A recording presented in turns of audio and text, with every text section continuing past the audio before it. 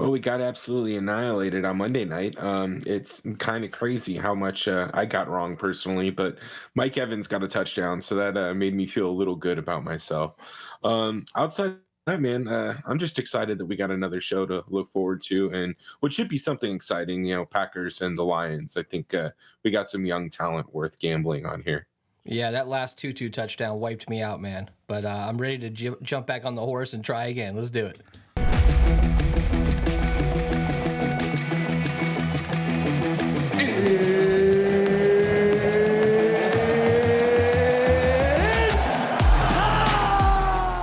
What is up, guys? Welcome to the Edge DFS. My name is Tyson Smith, joined by Ellie Hernandez. Ellie, how you doing, man? How's your week going? Thursday night football. We're already in week 4, dude. Isn't that pretty crazy? Yeah, man, it's been going pretty quickly, which is kind of exciting because it's fun to see how some of the best ball lineups are shaking out, especially after watching an NFL team have 70 points scored on them. It's just fun to see how that's played out in fantasy and even best ball. Now, DFS wasn't that fun on Sundays. Those were NBA scores that you needed to win. Yeah, absolutely. All right, well, let's get into this matchup. If you guys hear my dog Kyler losing his shit, sorry about that. It is what it is, I guess. All right, let's jump into this matchup. So, Detroit Lions going into Green Bay. It's a 46 total. Lions are road favorites at 1.5 points. So, thoughts on this matchup here, and then we'll kind of get into some of the stats and the details and look at kind of the past couple weeks for these teams. Yeah, it makes sense. The Lions are going to be the road favorites here. They've been a little bit more consistent than the Green Bay Packers. That's not really saying all that much, but I do like the Lions. I think what they're getting Monty back, so that's going to help their offensive output. And we all know what Amon-Ra St. Brown is capable of. So I think this is going to be a fun matchup. At the very least, it should be good football to watch. I am a fan of Jordan Love and the young Packers. I don't want to be bitter or anything, but I just I enjoyed watching Aaron Rodgers play, but like I always felt like he was a little bit overrated. Of course, he's gifted and talented and one of the most athletic quarterbacks we've ever seen, but like for a guy who's supposed to be like top 5 all time, make it to win one Super Bowl over like what 18 years seems a little bit much for me. So it's fun to see Jordan Love win. This is going to be a fun game, though. You know, the interesting thing about the Packers is they've done well this year. I'm not going to take anything away from them. They destroyed the Bears, and look, that's the Bears. All right, we'll give them that one. They lost to the Falcons here by a point. That was a close game. It probably could have gone either way. And then last week they were down 17-0 at the half, and then came back in that game to win 18-17, but they just as easily could have lost that game too at the end there. The Saints missed a kick from 40-something yards. So this team could be 1-2 at this point, but they're 2-1, just like the Lions are. Last week we saw Romeo Doubs do well, Jaden Reed do well. Luke Musgrave had a couple of deep opportunities. He had that one pass that was thrown over his head that could have absolutely broken things open for them. We're seeing guys step up on the wide receiver side of things, but the problem is these running backs just can't get it done. AJ Dillon, Quadzilla, dude, he kind of sucks. Like, I'm sorry, man. Like he does not look like he is a future starter on this team at minimum. And what really jumped out to me was, you know, they had Patrick Taylor in on goal line opportunities on some of these snaps on first and second down. And I'm going, what the hell? This dude is one of the biggest dudes in the league. Why is he not getting goal line opportunities? Why is he not even in the damn game? So that kind of jumps out to me. But we'll get to injuries here in a minute. We're probably seeing Aaron Jones come back. We're probably seeing Christian Watson come back. So there's been a lot of injuries for Green Bay. And the fact that they are 2-1 is actually pretty impressive if you really look at it. On the other side here, we saw the Lions beat the Falcons last week. Jahmyr Gibbs was the guy last week. He got 80 yards. He looked pretty good. He had 17 carries. But I believe the number was he had like 60% of the snaps. You were seeing Craig Reynolds in. You were seeing Zonovan Knight in. So if Montgomery is back, I still think he's going to be the guy that's getting the bulk of the snaps. And maybe we see a little bit more Jahmyr Gibbs running in motion in the slot, running some some routes like that. Maybe that's how they're going to use him. I mean, realistically, they should be playing him. I mean, they traded away Swift. What the hell's his first name? Why did I call him Deontay Swift? DeAndre, Jesus. They traded away Swift, and he's absolutely crushing. He's absolutely crushing. And I know because I pretty much all but faded him on Monday. And that did not work out well for me. I thought Gainwell might have a shot. Anyways, my point is here, do they really know how to use their running backs correctly? It doesn't seem like they are. Montgomery is a pretty solid dude, but he's not sexy. In a matchup like this, going up against a pretty good run defense, I don't know how well he's going to play, but I know he's probably going to be the guy that's getting a bulk of the snaps, and he's $6,800. So to me, a guy that's starting for a team that's favored, you might want to think about playing him at that price. So what jumps out to you about any of this other stuff? We got, when it comes to Detroit, ranked second in offense. I know it's only been 3 weeks, but we got to take some of this stuff into consideration here. 17th in defense. And then you got the other side here with the Packers, ranked 21st in offense and 13th in defense. So what are your thoughts on this matchup overall? Do you think that this total will change once Aaron Jones is announced officially in? I think it's possible, but I think the Packers are still kind of just figuring out who they are. The Detroit Lions, I mean, they're not further along than the Packers are, but they did have a season together. They had that what was it, Sunday Night Football win at the end of the season last year. Yeah. That was pretty epic. So like we know a little bit more of who they are, but these are both teams that could easily be sitting between like 6 to 9 wins, I think, right at the end of the season, and like have that win total be hinging on like 2 or 3 point games. So yeah, man, like I don't know, like this is a little bit different. I don't know if the Packers the Packers aren't gonna have the same. The Saints offensive line is weak, man. And the Lions line's a little bit better. So I don't know if they're going to have as much success kind of slowing down Goff in this offense, and they'd really be able to ride the coattails of their defense like they did last week. And the funny thing is, Detroit's defensive line has underachieved a little bit this year. They haven't been getting as many sacks, but they did well. They picked it up at the end of that game last week. All right. And obviously they're 2-1, lost to Seattle earlier in week 2. All right, let's get to some other stuff here. So the weather should be fine. We're looking at 7 to 10% chance of rain, a little bit of wind. It's just gonna be fine. It's gonna be a nice cold, not cold, but chilly, little chilly night. When you look at these offensive line versus defensive line matchups, this bird's eye view of everything. If you're looking at the Packers, their offensive line overall is good, but it's their pass coverage or their pass offensive line, whatever the fuck you call that. Pass blocking. There's the word. Has been outstanding this year, and they've missed David Bakhtiari for 2 games. Elgton Jenkins for 1.5 games. So they've looked pretty good. Their defense is top 10 DVOA this year. When you go to the other side, I mean, look at these numbers here for Detroit. Their offensive line is the best in the league. And I think they're set up to do pretty well in this game. I think that kind of cancels out one of the strong points on this Green Bay team. So thoughts on the matchups in the trenches here? So the one thing that you guys are going to hear me talk a lot about on the show is Sam Laporta. I look at that offensive line, or that pass blocking grade. He's a great blocker. Like, he's going to be on the field all the time.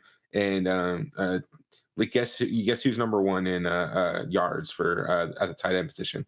It's Sam Laporta. So like, he's going to be on the field because of this. But on the other side, right, Aiden Hutchinson, he's just an exciting guy.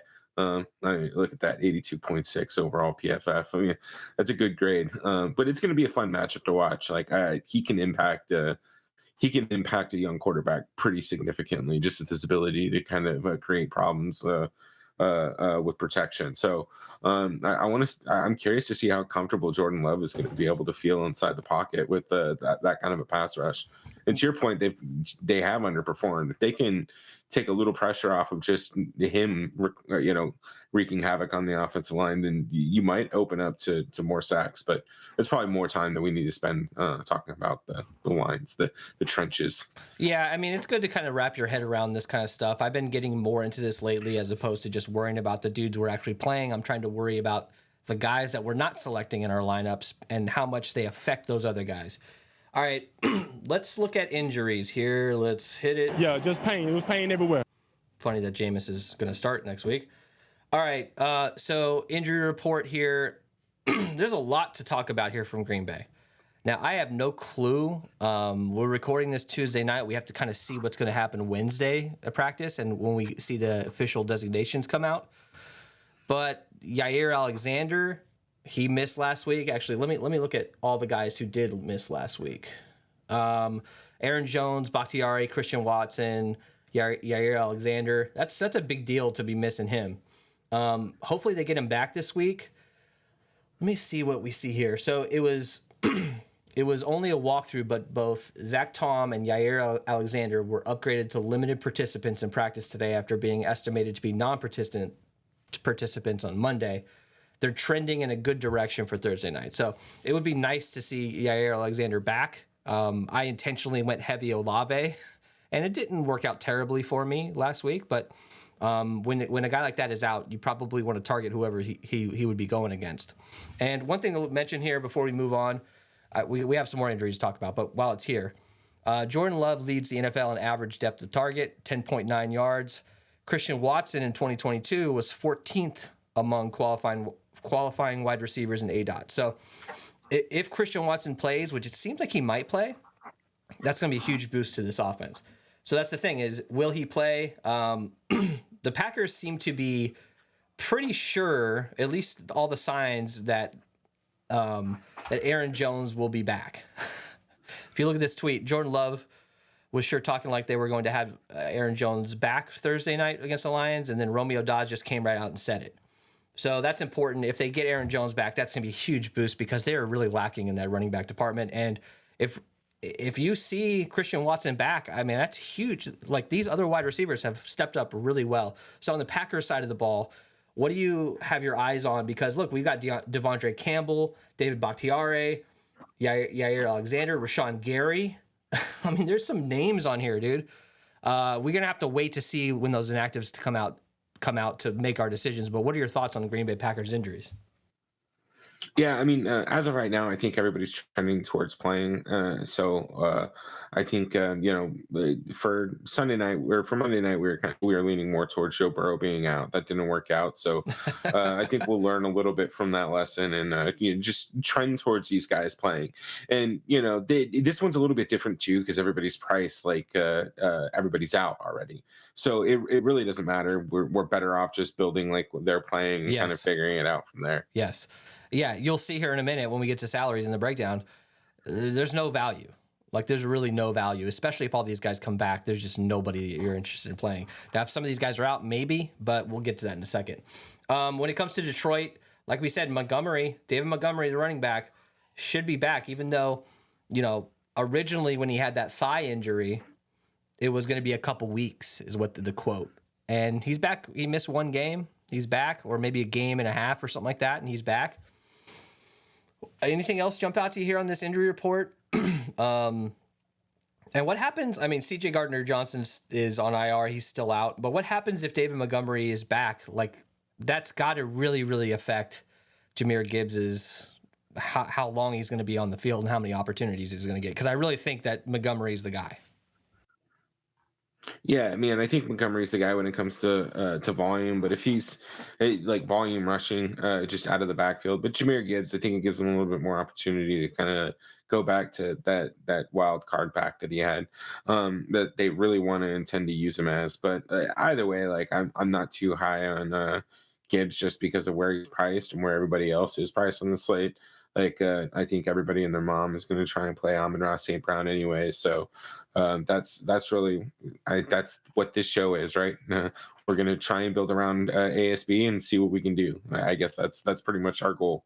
And David Montgomery is so cheap, dude. Like, I think he's the key this week. If he does get those 20 attempts or whatever and gets a couple catches out of the backfield, if he gets goal line opportunities, you might need him, absolutely need him if he busts off for 16, 17 fantasy points at $6,800. All right, let's do this breakdown. Break it down. All right. So let's move over to SaberSim. Let's look at the quarterbacks. So SaberSim as of now, oops, what's up with that? Sorry, guys. Let me switch over there. As of now, SaberSim has some of those guys we talked about as out. I'm sure they're going to do another sim update tomorrow, and I'll be able to run some more crunches there. But as of now, they're out. So I don't really have a ton of data to really mess with. I did add some of the custom projections and messed around a little bit, but as of now, that's not available. Jared Goff is 10.4K. Jordan Love is 9,800. Who are you leaning towards here, man? It looks like Goff's not getting a very good projection. This Green Bay defense, man, seems like there's a shot. I mean, what was it, a 46 total? That's a little bit lower of a total than I would expect to see for Detroit and what we've seen, a relatively decent Green Bay offense. So where are we going with quarterbacks here? I think this is a slate that we can kind of pick and choose, maybe pick one guy, maybe throw one guy in the captain spot, maybe fade another guy, like because there's a decent amount of skill position players that we want to get to on this slate, and they're kind of expensive. Yeah, man. So like this is an interesting one. I think so there's a weird thing to call out with Jared Goff, and I don't know what we consider cold, but Jared Goff, his production when he's out in the cold, in outdoors in the cold isn't necessarily good. Yeah. So we're right. talking like 25 of 41 against the Vikings, 277 yards. Not bad on the yardage. 1 touchdown, 1 interception. Then another game, 230, no touchdowns, 1 interception, 230, no touchdowns, 2 picks. So I don't know what the threshold for cold is on this, but if you think that Green Bay might be one of those places, it is starting to cool down a little bit. So just throw that out there. Well, better that he plays in September than playing in December. At least they're getting that out of the way, right? Yeah. So there's that. But right now, and look, take advantage of these quarterbacks that are probably gonna have he's in an elite offense, right? Like this offense is trending towards elite. I want to get exposure to Amon-Ra St. Brown and David Montgomery and Sam Laporta, right? So if they're going to get involved in the pass game, Jared Goff is going to be the one slinging it to them. So you got to consider him. And then Jordan Love at 9,800. Again, like we're still in a reasonable price range for some of these quarterbacks who have pretty significant upside. So take advantage of them. If you can play both quarterbacks in the lineup, do it. But again, everybody's priced so efficiently that I really don't know if you're going to be able to. You might have to pick a game script and then fade a quarterback in each lineup. You're going to be fading a pretty significant amount of people in pretty much any lineup. So you got to take a stand somewhere tonight. Green Bay's defensive line absolutely terrorized David Carr. Derek Carr? Did I call him David Carr? Sorry, my bad. It absolutely terrorized him last week and knocked him out of the game. I think he had 5 or 6 sacks on him. I do think that this Detroit offensive line is going to be able to shut these guys down, but you never know, man. If they could find a way to get to Goff, it's going to be a nasty night for him. All right, so let's go to running backs. Let's start with Detroit. Jahmyr Gibbs, 9,600. He's getting a lot higher projection. I'd probably bring him down a couple, maybe just even these guys out at this point. Jahmyr Gibbs is 9,600. David Montgomery potentially coming back from the injury, 6,800. Then you got Craig Reynolds at 28. Zonovan Knight got a little run, but if David Montgomery's active, you're not going to see Zonovan Knight most likely. So it really comes down to 2 guys here. And Jahmyr Gibbs at 9,600, one of the most expensive players on the slate. He was priced as if David Montgomery was going to be out. Let's just be honest here. And now that we think that Montgomery could be in, if he is in, I think you just got to play David Montgomery at 6,800. I know it's not the best matchup, but dude, David Montgomery gets you 50 yards on the ground, 3 receptions for 15 yards, and then he gets you a touchdown at 6,800, man. He's going to see a lot of volume. Jahmyr Gibbs last week was only on the field 60% of the snaps, and he was supposed to be the guy. So what does that mean? It means he's probably not the guy at this point. Now, maybe down the road, later in the season, we start to see more of him, but I think they involve him a little bit more in other ways. We saw Craig Reynolds, in shotgun next next to Goff while Jahmyr Gibbs was running in motion in the slot. Maybe we see a little bit more of that this week. But dude, at 9,600, you got to expect he's going to have to hit that 20-point, 18-point range, right? Like, where are you going with these running backs? I don't think there's any reason to really play Craig Reynolds at this point if David Montgomery is active, right? Yeah, I mean, so look, we got a plan for Montgomery being active.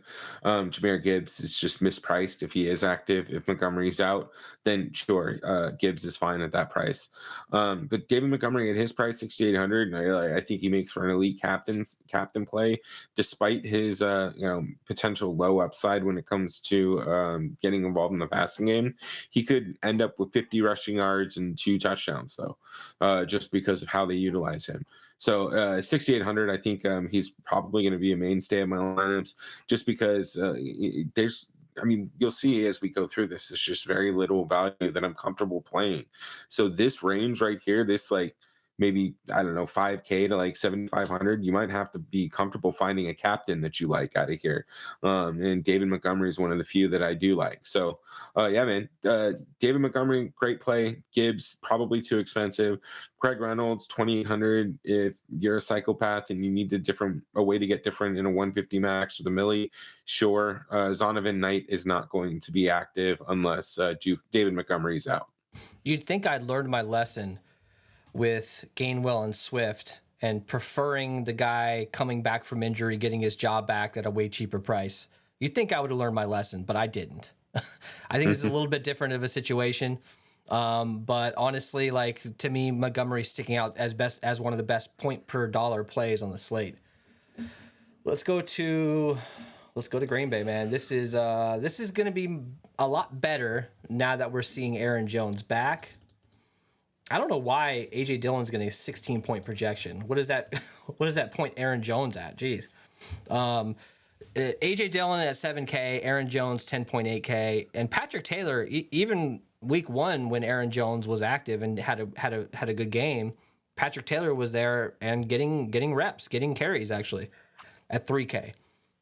What are we doing here, dude? Like, Aaron Jones, when the bright lights are on, we know he shows up.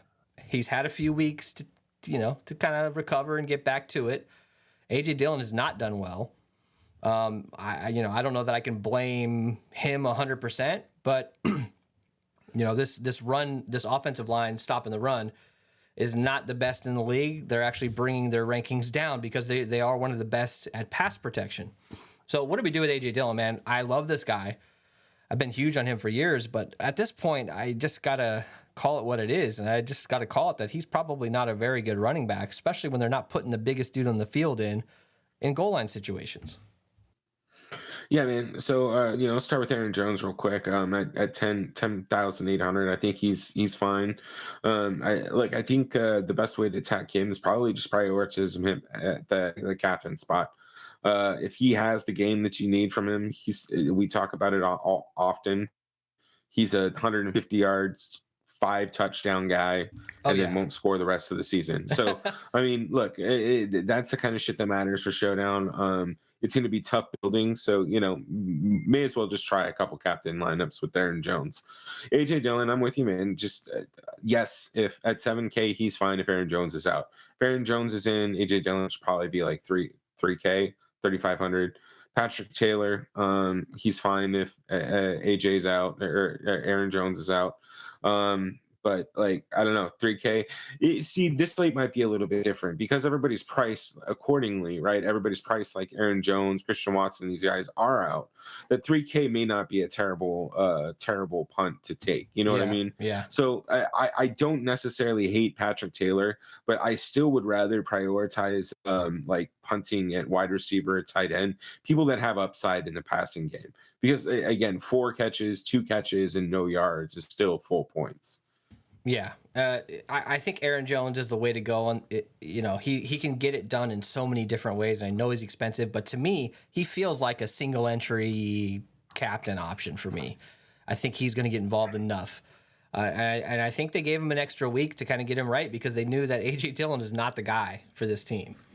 All right, let's go to wide receiver. So they've been holding it down, man. These pass catchers, these young wide receivers for the Packers have been holding it down while Christian Watson's out. Romeo Dobbs, 8,800. Christian Watson, 8,200. Jaden Reed, 5,600. Dontavian Wicks, 5K. And then you got Samori Toure at $600. Now, $600 Torre, that sounds incredible. To me, with Christian Watson coming back, when he was out, Wicks and Torre were filling in for him. Now that he's back, I think Torre is the odd man out. I think he's active, but I don't know how much run he gets. And look, there is a chance maybe Christian Watson's eased back in. He's missed 3 games. This is his first game of the year if he plays. If he plays, I'm not super interested in a guy like Torre because I don't know how much he's going to be on the field. But he's $600, so, Ellie and I are always dumb enough to play those guys. What do we do with all these dudes, man? Jaden Reed's been getting involved in the slot. Romeo Dobbs has been stepping up as a number 1. And he's a pretty good number 2 with Christian Watson back. But Christian Watson, he's going to get opportunities deep down the field with Jordan Love. What are we doing with these wide receivers? Who's your limit here? Dontavian Wicks has looked pretty good, but he's 5K, dude. He's number 4 wide receiver. If Christian Watson's out, what does that do? Like, what are you thinking then? So look, I like Romeo Dobbs. I like him if Watson's in, if Watson's out. I do think Watson's going to kind of be eased into it a little bit. This is a hamstring injury, and we saw it last year. He's one of these boomer bust type guys too. Like he has a lot of explosive upside, and yeah, I mean, maybe lining him up out there just gives them enough of a threat because of his talent that it helps free up some better opportunities for Dobbs and some of these other guys. So I think Christian Watson is kind of an interesting play. I think I might have him more at captain than anything else. That way I can capture that upside if it happens. But as far as that goes, like I still think I'm going to be pretty cautious about his playing time. If he is out for extended period of time, like I think it really impacts the Packers offense. Like Dobbs is great. Jaden Reed is showing up, and Wicks and Torre, they did well in Watson's absence, but I don't think that's a sustainable unit for a long period of time. Right. So I don't know that they're bringing Watson back unless they think that he's going to have, unless he's going to play or they ease him into it a little bit. So that's kind of my thoughts there. But again, with that being said, I like Jaden Reed at his price. I don't think I need Dontavian Wicks at 5K. So here's one thing: like even if he is the one man out or the odd man out, Samori Toure, $600. Like there's minimal risk here, right? So like if he comes out and has 0 points, like he's the only person pretty much almost under 5K that I'm willing to play as an actual punt. You know what I mean? And he frees up so much salary that it does give you the ability to play some of these top end studs and maybe not be as concerned. So we'll see how it goes when we build with him. But I'm crazy enough. I think I'm going to probably end up having a little bit of Samori Toure just because of the flexibility that it gives you. Yeah, I think a couple lineups here and there with him would be okay. But more so, obviously, if Christian Watson's out, I think you got to play him. Like, that's our value play if Christian Watson's out. The one thing to think about here is, will the field be leery to play Christian Watson, considering we haven't seen really any real game speed type action with Jordan Love and Christian Watson together? So how does that work? Like, he's been with Dobbs and Jalen Reed, and they've been doing well. Does that continue, and maybe Christian Watson's the odd man out for a game or two until he eases back into it? That's a potential. And if he's super low owned, you might want to consider going over the field with him just because of the fact that he is a pretty good number 1 wide receiver in this league. I feel like he's a decent dude, and he's a little bit underrated. And if his ownership comes in low, you should probably try to use that leverage to your advantage, especially at the captain spot. But honestly, like, I think going easy on Christian Watson to start is probably the safe way to go. All right. Detroit. Oops. So obviously, Sun God, Amon-Ra St. Brown, 11.6K. He's going to be expensive every week. We know that. And I'm going to pay for him every week. Josh Reynolds, 6,200. Khalif Raymond, 5,200. And then you got Marvin Jones, 2K. All 3 of these top dudes are ranking out really well, according to PFF. Josh Reynolds has looked damn good, man. I thought he was dead after he left the Rams, and he's a career resurgence here. I don't think he's a number 2, really, but he would be a solid number 3 on some other teams down the road. And, Jamison Williams will come back. I think he's going to be a bust this year. I think he potentially could be a bust in his career simply just because he's got a lot to work through. But as of right now, Josh Reynolds and Khalif Raymond are those guys, and they're both graded pretty well. I think they're both in the top 15 graded wide receivers according to PFF, which is damn impressive. So what are we doing with Josh Reynolds at 6,200? What are we doing with Khalif Raymond? And guess what? Marvin Jones Jr. is literally ranked 111 out of 111 out of all receivers ranked by PFF. So what are we doing here? So I think we got to go back to what we were talking about, just how pricing works. Everything is just set up so that you're going to have to make a stand somewhere. It's very possible Sun God comes in as the highest owned player on the slate.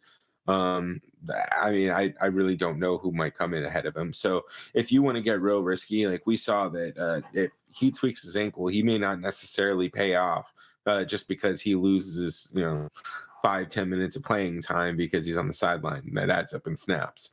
So, like, if you want to get crazy like that, I think it's okay.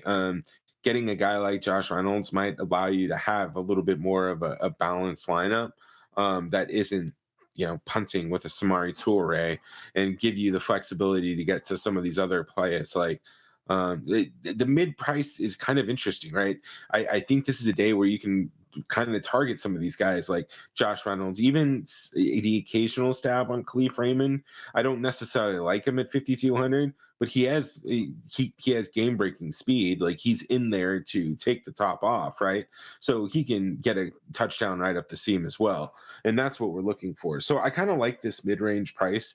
I think you can get some of the wide receivers here. You can get Musgrave and Laporta. They're in similar range. I don't know, man. Like, I don't hate them. Yeah, and one thing I will say about Khalif Raymond is I watched the condensed version of this game on NFL Plus, and I just kept hearing his name. I was watching it kind of back and forth while I was prepping for the show, and he had good opportunities, and I just kept hearing his name. Deep to Raymond. Oh, like he it seemed like he missed out on a decent amount of opportunities. And at 5,200, yeah, like I said, but I feel like there's no value, but I feel like it's skewed a bit here. 52. What is 5,200 on this slate? Is that actual value? Is 6,800 at for Montgomery? Is that real value? It kind of is. I think around that 5K it's all range, relative, right? Yeah, around that 5K range might be the best you're looking at here on this slate. All right, the best matchups according to PFF, and we don't quite know if Yair Alexander is going to be back, but Amon-Ra St. Brown is getting the best matchup, followed by Christian Watson. It's an order of probably how good these wide receivers are. I'm not looking too much into that after only a few weeks, but it's worth mentioning. Red zone target share through 3 weeks. Garrett Wilson, 80%, 57% Amon-Ra St. Brown. Give me anytime touchdown for Amon-Ra St. Brown. Give me first touchdown for Amon-Ra St. Brown. Whatever those odds are, I'm taking him because I think he's going to score a touchdown in this game. I think it's almost guaranteed. All right. Now I just set myself up. Now he's going to break his leg in the first quarter.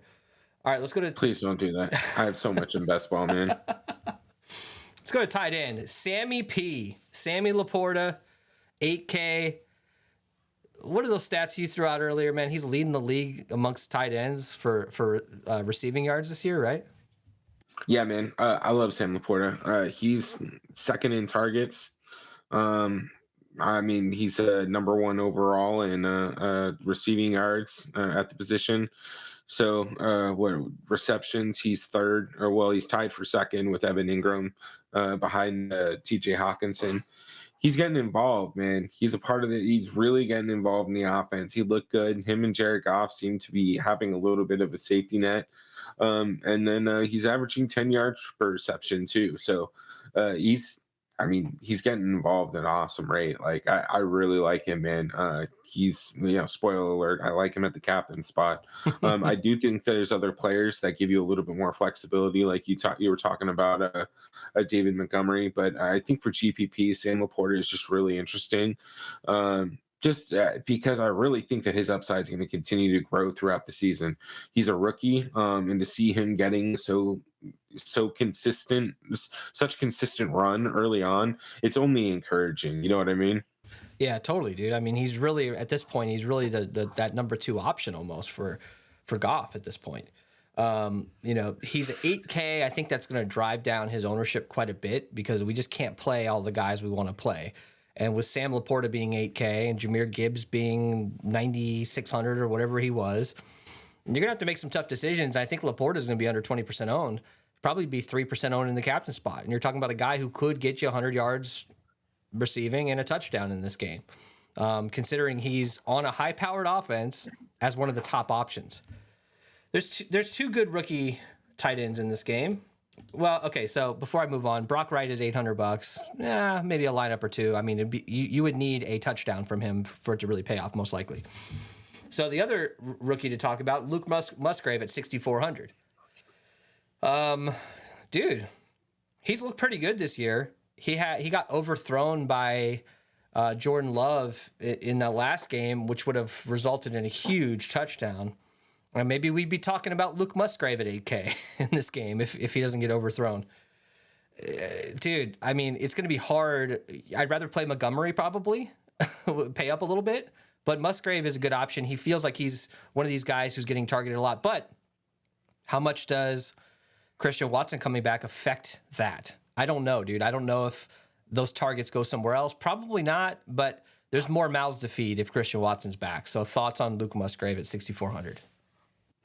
Yeah, I mean, honestly, Christian Watson being back might help him just attack the middle of the field a little bit better, right? Like, I mean, you have Christian Watson on the outside. It just makes it really difficult for the safeties to kind of shy or to cover towards the middle of the field more. They're going to be more concerned about Watson. But anyways, look, 6,400. Like, this is a really interesting slate where if you just want to fade like a couple of the studs, like you can. It might not be terrible.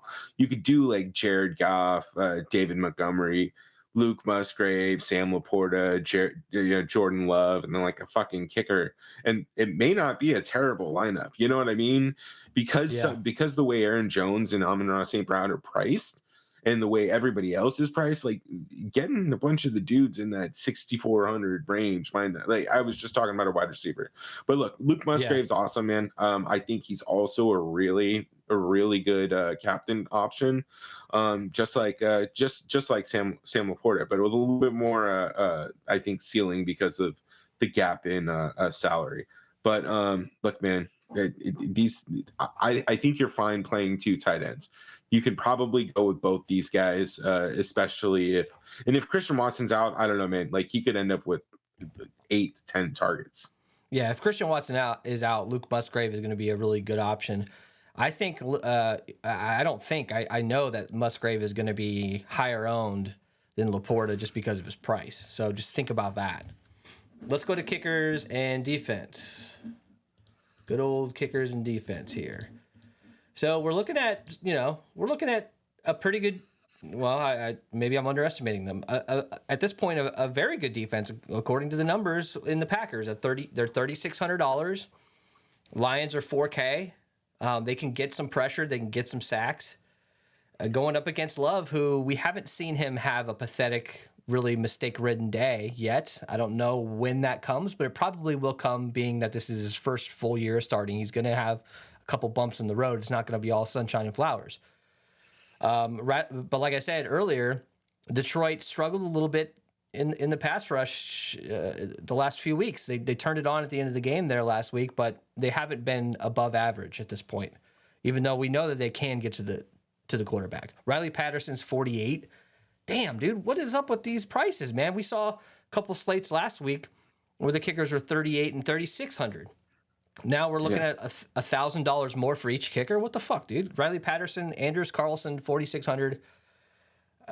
I don't know, dude. That's too expensive for kickers. I know that this is like a 46 total. It's not the lowest total in the world. They are, outside, so there will be some elements to deal with. What do we do with kickers here, man? I wish they didn't have kickers on Showdown Slate, but I know they have to. Yeah, I mean, I don't mind. Like, I don't know if you necessarily Riley Patterson. Carlson might be fine just based on his price, but like, I don't know. Like, you can get up a little bit higher, maybe get Josh Reynolds, or I don't even know if there's anybody worth playing any lower than that. So it's just a weird slate when it comes to pricing in general. But for defense, I don't think I'm playing any of the Lions. Packers is kind of interesting. Again, like if you think that Jared Goff could potentially struggle on the road, outdoors, like I don't know that that's necessarily a bad take, right? Like one of the things about Jared Goff is like he's always like we know he can be good. We also know he can be really fucking bad. So you kind of just gotta take him with a grain of salt. And at 3,600 with absolutely like minimal value on the slate, taking a couple of stacks or taking a couple builds and stabs on the Packers defense, I don't know if that's terrible.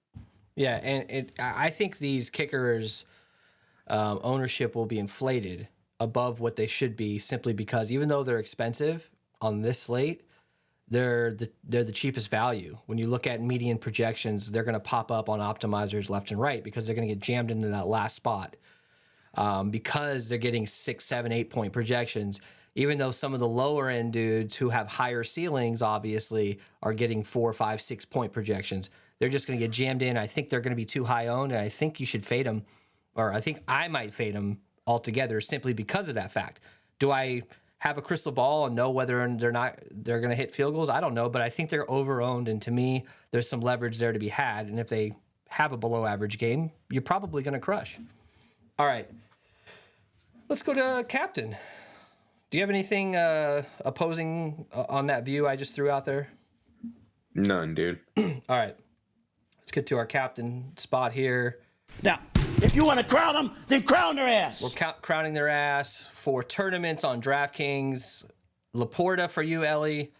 For me, Aaron Jones under the lights. I can't avoid him, man. I just can't. He gets involved in so many different ways. What are your reasons? What's your reasonings behind Laporta? He is expensive, but he does. I know he had a good week last week. Can he continue that this week? With the discount, I think you ought to play him a little bit, right? Yeah, man. Look, I don't think you need to get too crazy. This is obviously more of a GPP play. Maybe 5-6% of your lineups, you can have a little bit of Laporta's exposure at captain. But I think that he has a lot of upside in a game like this. And again, if Jared Goff does struggle, it did seem like they were building a little bit of a safety valve connection kind of between the two. And it's really easy to kind of just release pressure into your big tight end there. So I like Sam Laporta. I think he's going to continue to get more involved in the offense. But some other guys that I think we should be considering are obviously David Montgomery. You can play Amon-Ra St. Brown. He's just a little bit expensive. But like David Montgomery is going to give a lot of flexibility. And then Luke Musgrave's another interesting one, man. I got to say that. And we haven't talked a lot about quarterbacks at the captain spot. I think that's an obvious play. I think, if this was FanDuel, we'd all be playing quarterbacks every day. But with the 1.5 price addition on here, multiplication here, you got to consider maybe going away from the quarterbacks in this game just a little bit. But, I'll have some. I will have some. And with Aaron Jones, like I'm going to monitor throughout the day as we get closer to lock, what he's feeling like, what he's looking like in warm-ups. I want to see him actually, is he okay? I think he is, but I want to hear some more reports coming back. All right, so let's get to our fade here. We couldn't do diddly poo. Ellie, you're fading Watson. I'm fading A.J. Dillon. He's too expensive. He's priced as if, as if he was the starter. And look, I know he has an opportunity as a big guy to get goal line carries, but we just haven't seen that from him. At least in the last game, we didn't see it. So tell me your reasoning behind Watson and what exactly does this mean? Are you unchecking him? Are you going to have him in a couple lineups? Like, what does fade of the night mean to you? Yeah, so let's start with that. Fade of the night, we're just taking guys that we think might be a little bit overowned. And then Watson's really interesting in my opinion, right? Like, I think if he's active, people are going to want to play him just because they know the name. But if we get closer to Thursday night and we realize he's coming in like 15% owned, I'm going to be all over playing him. He's only $200 more or a few $100 more than Laporta. So he becomes a very, very very good captain option if he's healthy, and we expect his ownership to come in suppressed. But right now, like I think that his price is just a little bit obvious, right? I think that's where a lot of the field's going to go to at 8,200. But it's something we'll need to keep an eye on. So if he's owned a lot, then I'm just not interested in getting too much Watson because of the injury. Now, that being said, right, we're not fading these guys entirely. These are just people that we think are a little overowned in our initial review of the slate.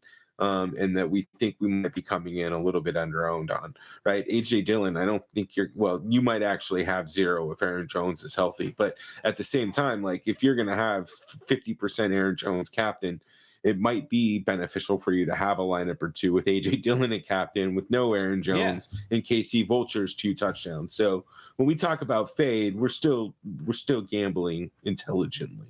Yeah, like for example, let's say AJ Dillon is 15 to 20% owned with Aaron Jones active. Maybe I get 10% of him in the flex, 5% of him in the flex out of my 80 or to 100 lineups. It's still 5 to 10 lineups with him, but I'm under the field. And then maybe like a couple captain lineups with him just in case if Aaron Jones, gets hurt, gets a concussion in the first quarter. I mean, that's the thing, is even if he does, AJ Dillon probably is not going to get you there. That's why I'm saying this. All right, let's go to our lineup builds. We appreciate you guys. Thank you so much. Throw us a like on this video. Let's get to 50 likes for this video. These Thursday night videos have been crushing. We appreciate all of you. For our Monday night videos, which now we're back to doing one. That was kind of brutal for a few days there, but we love it. We're having fun doing this. We're doing Monday night videos for members only. So if you want to join that, click the join button down below. It's $3.99 a month. You'll get a Monday night video every week just for you guys. Let's get into building here. What do we want to do first, man? Let's build our typical cashy sort of safer build. Maybe if you're entering into a single entry with, I don't know, less than 1,000 people in it. What are you thinking that lineup is? Is this a St. Brown? Is this a Goff or Love? Or what about Aaron Jones? Where are we going? This might sound crazy, but I think like if David Montgomery's healthy, like I think it might be the optimal cash play at captain. I kind of agree, man. I kind of agree. It's kind of scary, but I kind of agree with you on that one. Let's try it. Let's see what it's like right off the bat. And if it's easy, unfortunately, I think I'm going to be doing a lot of this. David Montgomery, captain. So what happens in a world where David Montgomery is the optimal captain? What does the game look like? I still think there's a chance that, the pass game can still look good. You're just looking at probably 2 touchdowns from Montgomery on the goal line. So what else does this lineup need to look like if that happens, Ellie? What are you thinking here? So, I mean, like I like Sun God. I think we can go there. I don't know if we necessarily need to play Goff. I think I'd rather go Love. Yeah, I agree. I totally agree. Now, I don't think we're going to be able to get to Aaron Jones, unfortunately. This is where things are tough, even with Montgomery. You're going to have to make some tough decisions. We're not doing it. There's no way. We don't have the value to do that. So we can't have Aaron Jones in this lineup. So what's next? Can we get Laporta? Can we get Musgrave? Is one of one of these like number 2, number 3 wide receivers for Detroit worth throwing into a lineup here, or is this Kicker City, Jaden Reed, that type of stuff? I actually kind of like Luke Musgrave. Let's put him in and just see where we're at. I don't even know if this is cash at this point. You know what I mean? I mean, yeah, maybe, maybe not. Like $6K. Look, man, I'm not gonna lie. Like, no, we don't want to go Josh Reynolds. I think that's a little too much wide receiver for. What if? See, this would be an interesting time to go like Detroit kicker and then just spend the rest on Green Bay. Was that 7,200? That's AJ Dillon.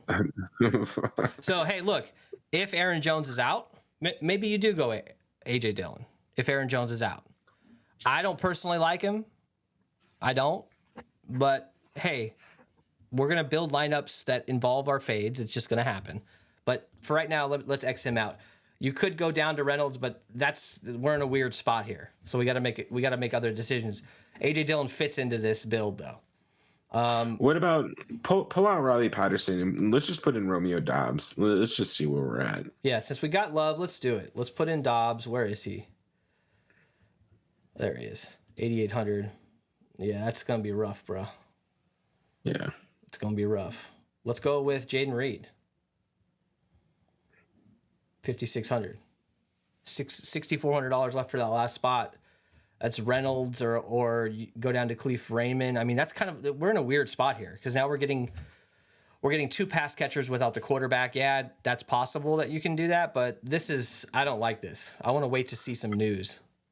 All right, one more. Go ahead and throw in, pull out Reed and put in Christian Watson. All right, 8,200 does nothing for us. Packers defense. No, I don't like that for cash, but I'll run that in a GPP. I'll run that in the GPP all day.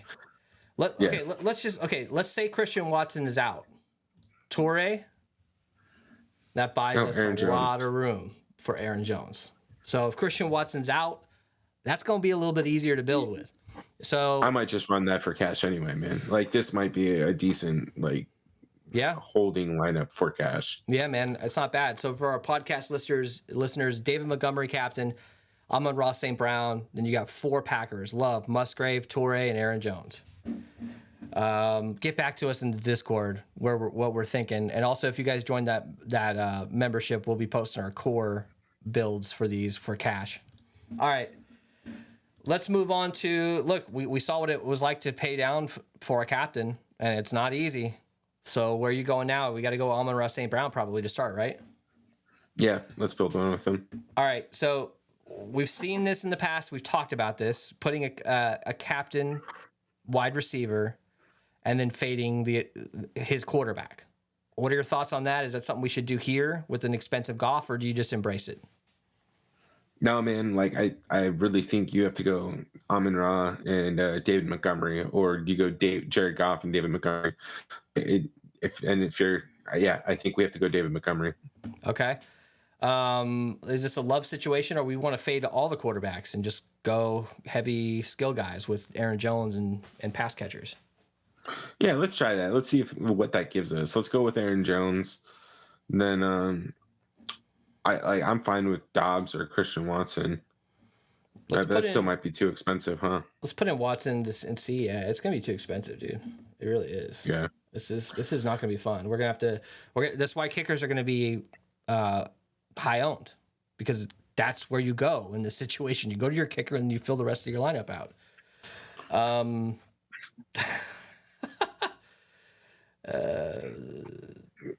Reed.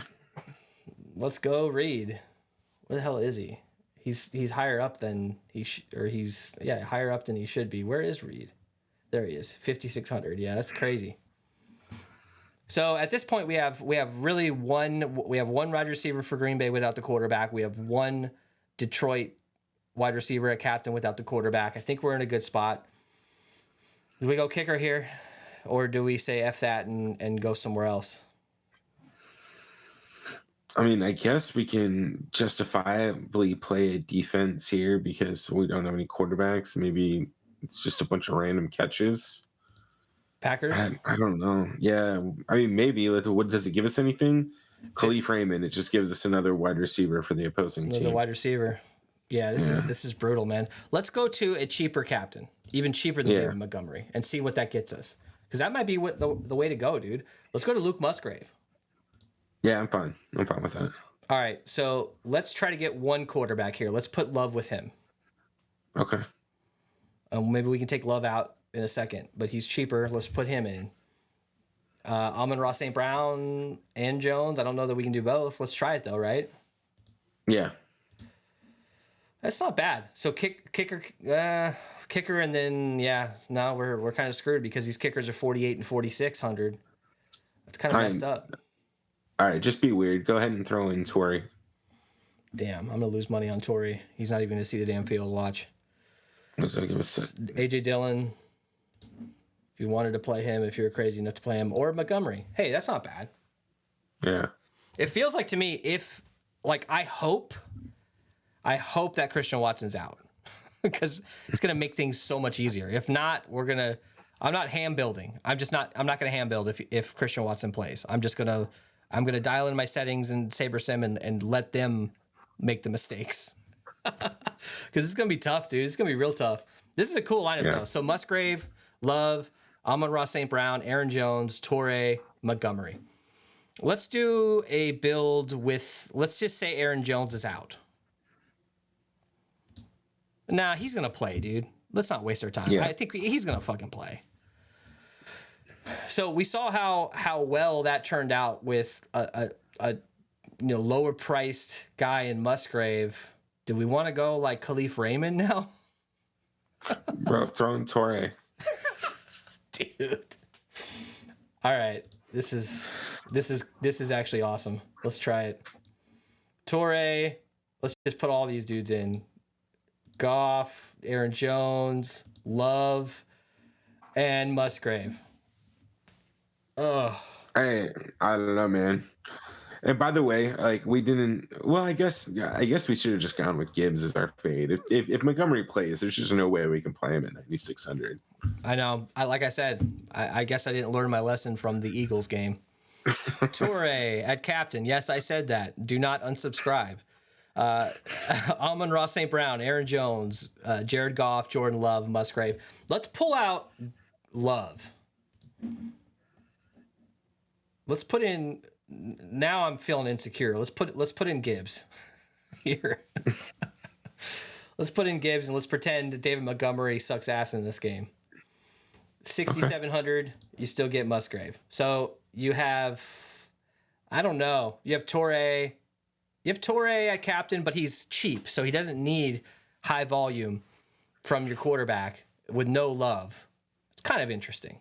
There's a lot of question marks here, man. There's a lot of things we have to wait on when it comes to inactives. What did you learn, man? Did you learn I learned just not that to play? This slate is going to be a pain in the ass. So yeah, it's not that crazy, right? It's just you're going to have to fade guys, and we're comfortable doing that. So nothing new. Just make sure that if you're playing multiple lineups, you have a little bit spread out, so that you can cover yourself to some extent. So let's talk about contest selection a little bit. Where are you going for a slate like this where you really need to spread yourself out? Like there's so many different players that you're not going to be able to play in your lineups. You're going to have to spread those guys out. Are you looking, to even yourself out with a handful of single entries? Are you trying to get as many 20 maxes as you possibly can, the 10 cent, the 25 cent, the $1, if you could afford it, the $3? Where are you going on this slate with your contests? Yeah, I generally try and fill some of the 20 maxes. I like the smaller ones. But if not, I'll do maybe like 5 to 10 entries into several of them and still have like a portfolio of lineups spread out across a couple different contests. And then I'll hand build from there, or build 20, 40 if I need to. But I'll probably have some single entry too. I've been having a little bit more luck there in some of the smaller field single entries. It's just not, you don't need to be as perfect. So it's kind of nice having a little bit of a curve there, as opposed to like playing some of those larger field GPPs, man, you have to be 100% right. Yeah. And that's why if I'm going to play in some of those, over 50 to 60,000 entry 20 maxes or whatever, I'm going to do the 10 cent. I'm going to do the 25 cent. I'm going to do the $1. You're talking about 27 total dollars and 60 lineups, and then spend a little bit more money on your single entries potentially.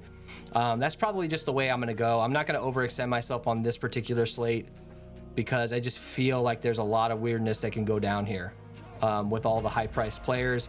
Let's wait to see, though. If Christian Watson's out, that changes a lot. If Aaron Jones just happens to stub his toe in warm-ups and he doesn't play, maybe that changes things as well. So keep an eye on things. Join that Discord. That's free down below. Scan that if you're watching on your computer or your TV.